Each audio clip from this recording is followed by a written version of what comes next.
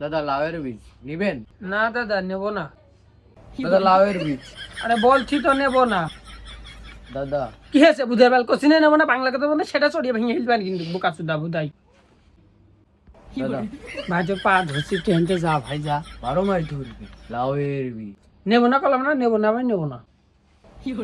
ধনের ভিতরে শুধু বোকা চুদা। দাদা লাউয়ের বীজ 12 মাস ধরবে। তোর কোচিনে নেবো না, ভালো কথা বুঝি না সর কিন্তু গে, নাহলে কিন্তু মেরে ফেলবি বানে। দাদা লাউয়ের বীজ। কেন তোমার বিচি দুটো খুলে বলতে পারছো না যে দাদা আমার গাড়ের বিচি?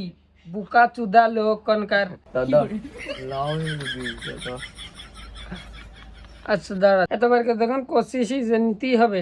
আচ্ছা তাহলে আমি দাঁড়া, লস হয় লাভ হয় হবে না, ধরবে না ধরবে তা কয় টাকা? 10 টাকা না? আচ্ছা আমি টাকা আনছি, তুই এখন বল। গোষ্ঠী না আসুক আজকে, আমার আর দম নেই। লাউয়ের বিচি দাদা, লাউয়ের বিচি। শালা চুদির ভাই, লাউয়ের বীজ তোর গাড়ে ঢুকে দেবো সুরের বাচ্চা। দাদা